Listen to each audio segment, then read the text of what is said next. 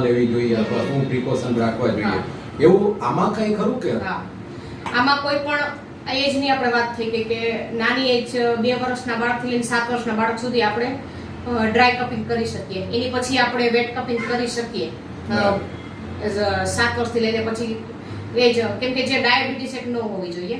પછી pregnant lady હોય એને ન થાય વેટ કપિંગ. અને લોહીની ટકાવારી ઓછી હોય 8% થી નીચે હોય હિમોગ્લોબિન તો એને પણ ન થઈ શકે. હવે તમે જે હમણાં વાત કરી કે પ્રેગ્નન્ટ લેડી હોય તો એને ડ્રાય કપિંગ ન થઈ શકે. નહીં, ડ્રાય પણ ન થાય, આ વેટ પણ ન. અચ્છા, બંને ના કરી શકે. અચ્છા, ઓકે. કેમ કે એમાં HB નું લેવલ વધઘટ થતું હોય ને, પ્રેગ્નન્સી ના હિસાબે ન થઈ શકે. બરાબર છે. બાકી નોર્મલ વ્યક્તિ થઈ શકે, ખાસ ડાયાબિટીસ વાળાને ન થઈ શકે. બરાબર. ડાયાબિટીસ વાળાને ઓનલી ડ્રાય કપિંગ કરી શકીએ, વેટ કપિંગ ન કરી શકીએ, વિષાણુયુક્ત લોહી ન કાઢી શકીએ. બરાબર. હવે અત્યારે ઓલ્ટરનેટ થેરાપી તો ઘણી બધી ચાલે છે, મસાજ થેરાપી જો કે પછી બીજું કંઈ, તો એની સાથે સાથે આનો પણ યુઝ કરી શકાય કે કેમ? હા, આ આલ્ટરનેટિવ મેડિસિન જ છે. એટલે કોઈ પણ બીજી થેરાપી આપણે લેતા હોય ને તો થઈ શકે. અચ્છા. હવે બીજી થેરાપી, ઓલ્ટરનેટ થેરાપીની સાથે તો બરાબર છે, પણ કોઈ એલોપેથિક કે અત્યારે જે જનરલ લોકો એની પાછળ જતા હોય તો એની સાથે સાથે પણ આ થઈ શકે, એટલે કે એના ઓલ્ટરનેટ ઓપ્શનમાં હોય છે કે પૂરક તરીકે હોય? મતલબ આ જો આપણે થેરાપી, કોઈ પણ થેરાપીની વાત છે, એલોપેથિકની સાથે ઈ અમુક જો ઈ મતલબ પેશન્ટ ઉપર ડિપેન્ડ, અમુક લે છે, આપણે ખબર નથી હોતી કોઈને કે લે છે કે નથી હોતું, આપણે પૂછવું પડે. બરાબર. બાકી જરૂરિયાત છે નહીં. અચ્છા, એલોપેથિક દવા લેતા હોય તો ઈ મૂકી શકે. જો આ કરે ને થેરાપી ચાલુ, તો કોઈ પણ ઓલ્ટરનેટિવ મેડિસિન થેરાપી મતલબ ચાલુ કરી શકે. થેરાપી કોઈ પણ તો મેડિસિન એલોપેથિક મૂકી શકે એમ. અચ્છા, જરૂરિયાત નથી. બરાબર છે. પણ ઇનિશિયલ ફેઝમાં કદાચ એ બંને ચાલુ રાખે તો રાખવી હોય તો રાખી શકે, પણ ત્યાર પછી ધીરે ધીરે કરતા એનું લેવલ કે પાવર પેશન્ટ કઈ પ્રકારનું છે, ડાયાબિટીસ નું પેશન્ટ છે તો એને એલોપેથિક ચાલુ રાખવી જરૂરી છે. અમુક આયુર્વેદિક લેતા હોય છે તોય પણ એ ચાલુ રાખી શકે. એટલે આ તમે પેશન્ટ નો સ્ટડી કરીને પછી એમને માર્ગદર્શન આપો એને કઈ પ્રકારનું શું પ્રોબ્લેમ છે એ પ્રમાણે જ બધી ટ્રીટમેન્ટ થઈ શકે. હવે આજે ફ્રીક્વન્સીની ને કેટલા સમય માટે લઈ શકાય, હવે કેટલા સમય માટે લઈ શકાય? દાખલા તરીકે કોઈ પેશન્ટ છે જેમને ડાયાબિટીસનો પ્રોબ્લેમ છે, હવે ડાયાબિટીસનો પ્રોબ્લેમ છેલ્લા 2-3 વર્ષથી છે, તો એવી વ્યક્તિએ લેવું હોય તો કેટલા સમય સુધી લઈ શકાય? અને આને દરરોજ લેવું જોઈએ કે કઈ રીતે? હા, ડ્રાય કપિંગ છે ને વચ્ચે એક દિવસ મૂકીને પણ થઈ શકે, ડેઈલી પણ થઈ શકે. આમાં કોઈ સાઈડ ઇફેક્ટ નથી આવતી. આ બધી નેચરલ થેરાપી છે. અચ્છા. હવે ડાયાબિટીસમાં જે 2 ટાઈપના ડાયાબિટીસ હોય છે, ટાઈપ 1 ને ટાઈપ 2, એટલે નહીં એવું આની અંદર કોઈ સમાવેશ નથી. ના, પણ એટલે બંને ટાઈપના ડાયાબિટીસ માટે કેમ કે એમાં ડ્રાય કપિંગ જ કરવાની છે, એટલે કોઈ સવાલ આવતો નથી એમાં. બરાબર છે. આજે ઘણું બધું કપિંગ થેરાપી વિશે ઘણું બધું જાણવા મળ્યું. ક્રિષ્માબેન, તમારો ખૂબ ખૂબ આભાર.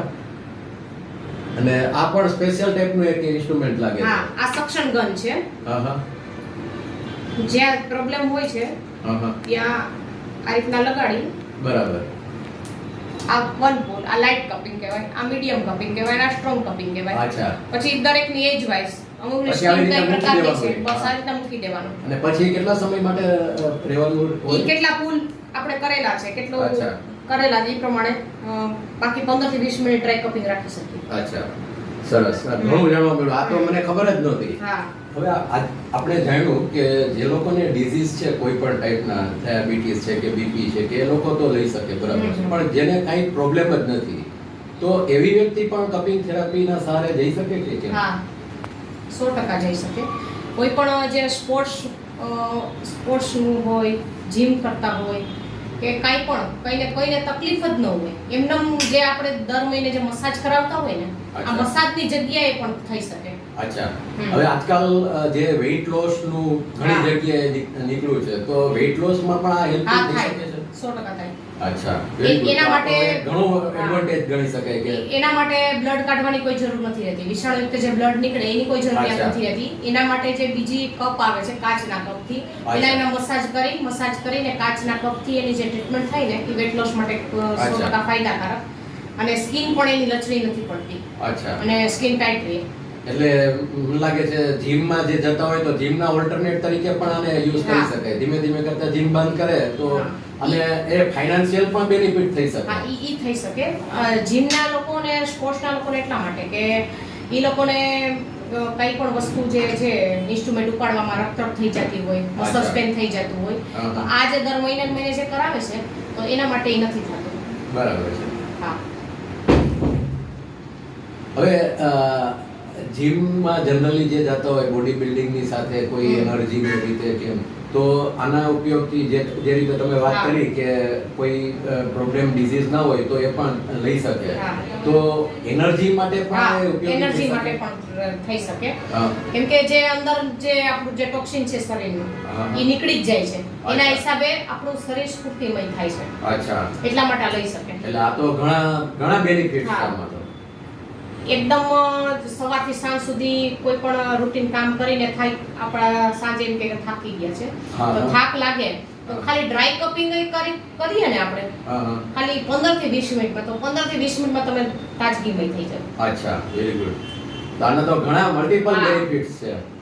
મસાજની જગ્યાએ પણ લઈ શકીએ. આજે દરેક ફૂડ વસ્તુમાં ઓર્ગેનિક અને હર્બલ મેડિસિનનો યુગ છે, તો તમારી આ કપિંગ થેરાપીમાં આવું કંઈ હોય છે? હર્બલ કપિંગ કે એવું કંઈ હોય? આ હર્બલ કપિંગ આવે છે. અચ્છા. એમાં બાંબુના કપ આવે. હા, હા. બાંબુના વૃક્ષમાંથી આપણે જે વાંસ હોય ને, વાંસમાંથી કપ બનાવવામાં આવે છે લાંબા. અચ્છા. એને લીમડાના પાણીમાં ઉકાળીને રાખી દેવાના. અચ્છા. ઉકાળેલું પાણી હોય એની અંદર એ કપ પલાળી રાખવાના. એ પલાળેલા કપ બહાર કાઢી અને એને ટ્રીટમેન્ટ આવે છે. અસ્થમા હોય, કફ હોય, એના માટે અચ્છા. સ્પેશિયલ. ઓકે. આજે દુનિયામાં લગભગ 65% થી પણ વધારે લોકો જે ખાસ કરીને 45 વર્ષથી મોટા છે, જેમાં હેર લોસનું પ્રમાણ અત્યારે મારે હા, પણ હા. ધીમે ધીમે શરૂઆત થઈ ચૂકી છે. હા, હા. તો એમાં પણ આ કપિંગ થેરાપીથી કંઈ ફાયદો થઈ શકે કે? હા, 100%. કેમ કે અત્યારે હોર્મોન્સના લીધે ચેન્જિંગ થતું હોય. બરાબર. બીજા નંબરમાં કે અત્યારે જે ખાદ્ય પદાર્થ આવે છે એ પેસ્ટિસાઇડ વાળું આવે છે, એના હિસાબે કેમિકલ ગરમ લાગે, એના હિસાબે વાળ ખરતા હોય. અચ્છા. અત્યારે લેડીઝમાં વધારે પ્રમાણ જોવા મળે છે. અચ્છા, હા. ઇવન લેડીઝમાં પણ હોય હા. છે. એટલે આ ટ્રીટમેન્ટ એના માટે જરૂરી છે. અને જે શરીરનું જે ટોક્સિન છે શરીરનું, એ આપણે આમાંથી કાઢી નાખીએ એટલે હેર લોસનો જે પ્રોબ્લેમ છે ને એ નહીં થાય, ફોડો નહીં થાય, હા, હા. વાળ ખરતા બંધ થઈ જશે. અચ્છા, હા. તો અને આની અંદર એવું કે નાની ઉંમરે જે સફેદ થતા હોય વાળ, એ પણ અટકી જશે ત્યાંથી. અચ્છા, હા. તો આ જે બોડી ઉપર જ થતું હોય છે, બોડી ઉપર જ થાય કે કઈ રીતે હોય? નહીં, આ હેર લોસ છે એની માથાની ટ્રીટમેન્ટ, એના પોઈન્ટ આવે છે. એટલે માથા ઉપર હા, પણ માથા ઉપર. હા. કપ ને એવું હા, બધું માથા ઉપર થાય. કપ લગાય પણ એમાં પણ આ જે પ્લાસ્ટિકના ને ઈ જે આવતા હોય છે, જે રેગ્યુલર હોય ઈ હોય કે એમાં કોઈ ટોક્સિન સ્પેશિયલ? કાઢવાનું નહીં, ટોક્સિન કાઢવાનું છે એટલે આ પ્લાસ્ટિકના જ કપ જોશે. અચ્છા. બીજું અમુક જે પેરાલિસિસ કે એ ટાઈપના બહુ ક્રિટિકલ જે કહેવાય હા. કેસીસ, કેન્સરના હોય કે બીજા કોઈ, તો આવા કેસ માટે પણ કપિંગ થેરાપીનો યુઝ થઈ શકે છે? એના માટે બેસ્ટ રિઝલ્ટ પેરાલિસિસ અચ્છા. માટે. હા, કેમ કે મેં પોતે લીધેલું છે. 85 વર્ષના માજીનું, હજી 1 જ મહિનો થયો હતો. ઘરે આવ્યા, Okay. પેરાલિસિસ થઈ ગયેલો તો ઘરે આવ્યા અને મારી એને ખબર પડી કે આ થેરાપી, એને ફિઝિયોથેરાપીનું કીધું હતું, પણ એ કે ના, કે અમારે કપિંગ થેરાપી કરાવવું છે એ લોકો કે. અચ્છા. એટલે કે કાંઈ વાંધો નહીં, કે મેં તો કપિંગ થેરાપી કરી દઈશ. તો એની ટ્રીટમેન્ટમાં અલગ, કેમ કે એમાં બ્લડ ન કાઢવાનું આવે હા. પેરાલિસિસ વાળાને. બ્લડ કાઢી શકાય પણ એની એજ વધારે હતી ને 85 વર્ષ, Okay. એના હિસાબે આપણે બ્લડ કાઢી નહોતું કર્યું. મેં એને ફાયર કપિંગ કરી દીધું હતું અને અચ્છા, મોક્ષા કપિંગ ફાયર કરી. કપ- દરેક વ્યક્તિ સુંદર ત્વચા ઈચ્છે છે.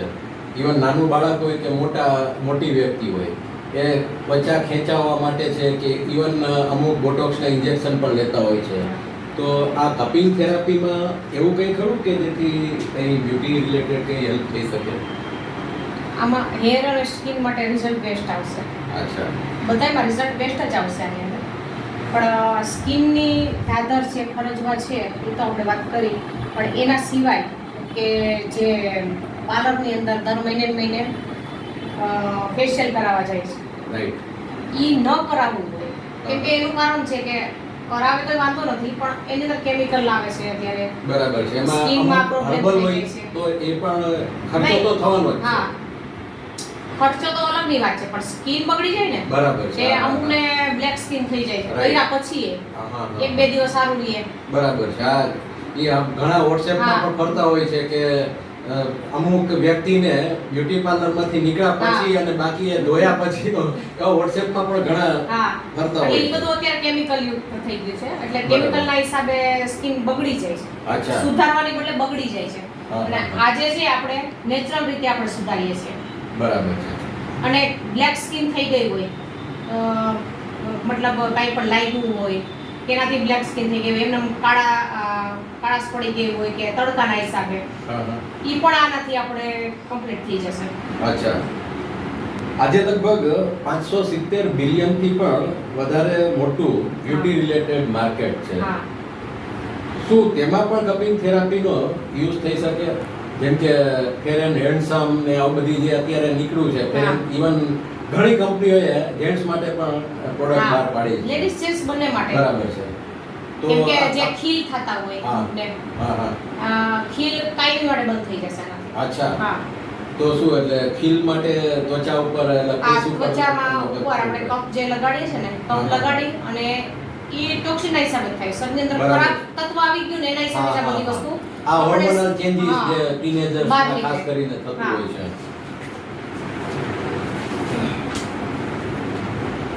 આપણે દરેક વ્યક્તિ તેના બર્થડે ઉપર એક વર્ષ મોટી થતી હોય છે. હા. આપણે ઘણી વખત હેપી બર્થડે ને કેટલા વર્ષનો હા. થયો ને 40 વર્ષ ને 41 વર્ષ ને આવું બધું જે વાત હા. કરતા હોય છે, જનરલી કોઈને મોટું થવું ગમતું નથી હા, હોતું. હા. બરાબર ને?